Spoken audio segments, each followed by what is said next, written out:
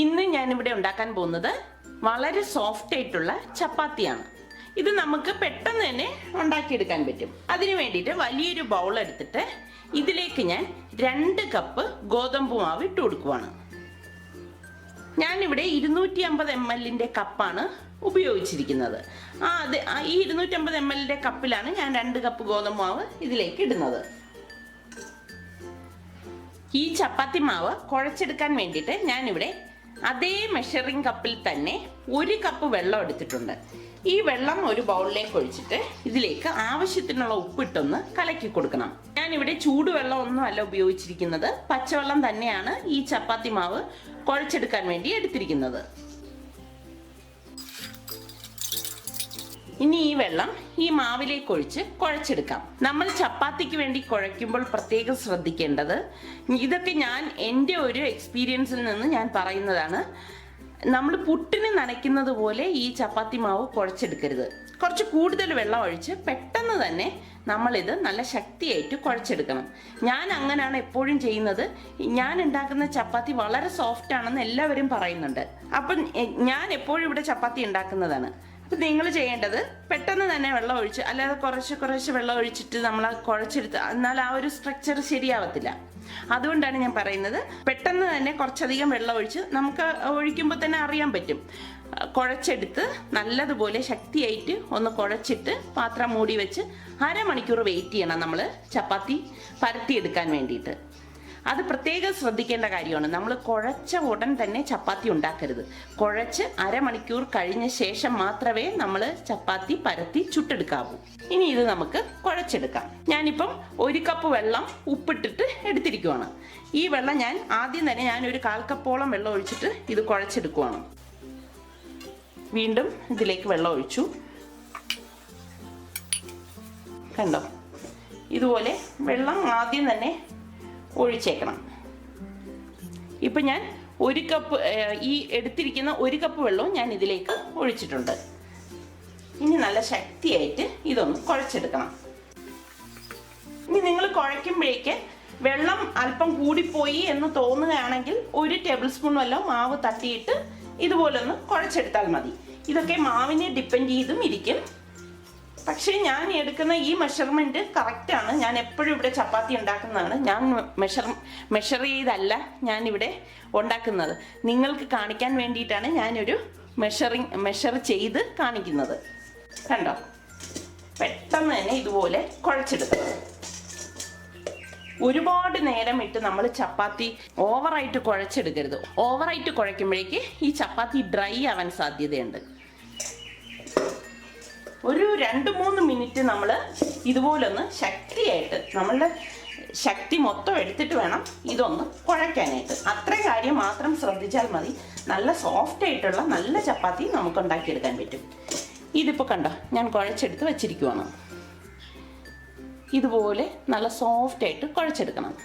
ഇനി ഞാൻ ഇതിലേക്ക് 1 ഡ്രോപ്പ് എണ്ണ ഒഴിച്ച് വീണ്ടും ഇതൊന്ന് കുഴച്ചെടുക്കുകയാണ്.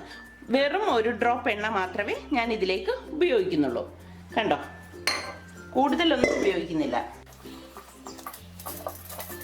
ഞാൻ ചപ്പാത്തി ചുട്ടെടുക്കുമ്പോഴോ ഒന്നും എണ്ണ ഉപയോഗിക്കത്തില്ല.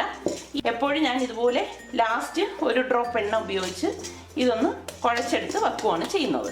ഇവിടെ ഞാൻ ചപ്പാത്തി മാവ് നന്നായിട്ട് കുഴച്ചെടുത്ത് വെച്ചിട്ടുണ്ട്. ഇനി ഇത് പാത്രം മൂടിയിട്ട് അരമണിക്കൂർ മാറ്റി വെക്കാം. അരമണിക്കൂറിന് ശേഷമാണ് നമ്മൾ ഈ ചപ്പാത്തി പരത്തി ചുട്ടെടുക്കുന്നത്. ഇതിവിടെ അരമണിക്കൂർ ആയിട്ടുണ്ട്. ഇനി ഇതിൻ്റെ അടപ്പ് മാറ്റിയിട്ട് ഈ മാവ് ഒന്നും കൂടി 1 മിനിറ്റ് ഒന്ന് കുഴയ്ക്കാം. ഇപ്പോൾ തന്നെ വളരെ സോഫ്റ്റ് ആയിട്ടാണ് ഈ മാവ് ഇരിക്കുന്നത്. എന്നാലും നമ്മളിത് കുഴച്ച് വെച്ച ശേഷം പരത്തുന്നതിന് തൊട്ട് മുന്നേ 1 മിനിറ്റ് ഒന്നും കൂടി ഇതൊന്ന് കുഴയ്ക്കണം.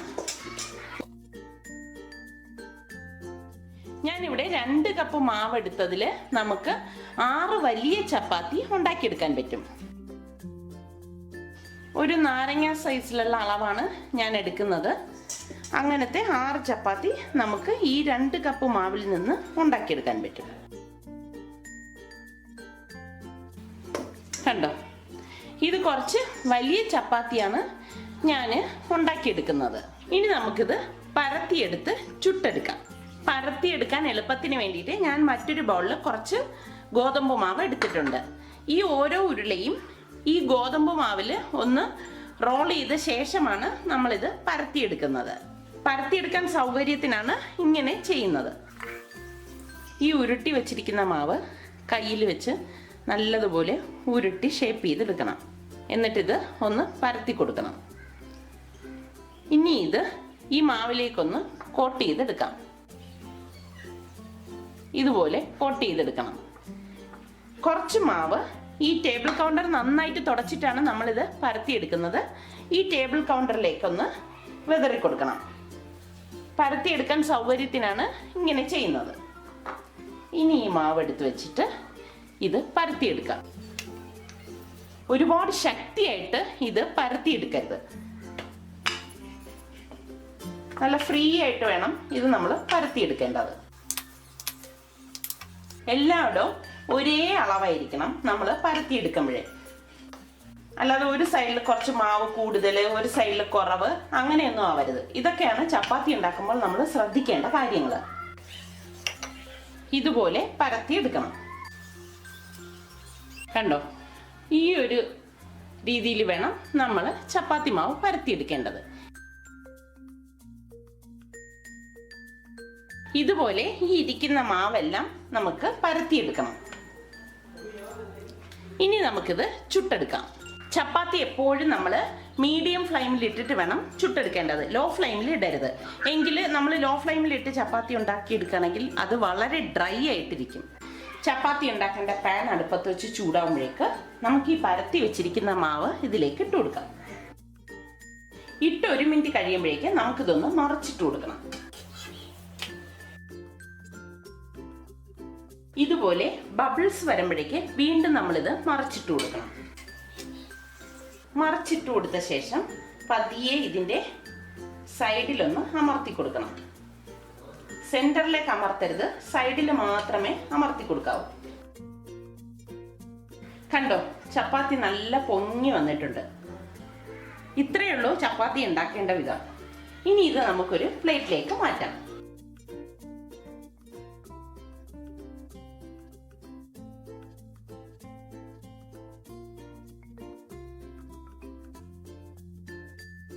വളരെ സോഫ്റ്റ് ആയിട്ടുള്ള ചപ്പാത്തി ഇവിടെ തയ്യാറായി. ഇത് വെജിറ്റബിൾ കറിയുടെ കൂടെ കഴിക്കാൻ പറ്റിയ നല്ലൊരു ചപ്പാത്തിയാണ്. ഇനി ഇത് ഞാനൊന്ന് കാണിച്ചു തരാം. ഇത് വളരെ സോഫ്റ്റ് ആയിട്ടുള്ളൊരു ചപ്പാത്തിയാണ്. കണ്ടോ, ഇതിൻ്റെ ഉള്ളിലെ ലെയറൊക്കെ കണ്ടോ, ഇതിൻ്റെ ഉൾഭാഗമൊക്കെ നല്ല ഇതായിട്ട് വന്നിരിക്കുന്ന നല്ലൊരു ചപ്പാത്തിയാണ്.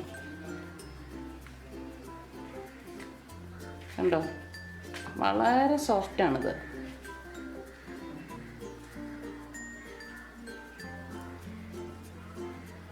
എല്ലാവരും ഇത് ട്രൈ ചെയ്ത് നോക്കി ഇഷ്ടമാണെങ്കിൽ സബ്സ്ക്രൈബ് ചെയ്യുക.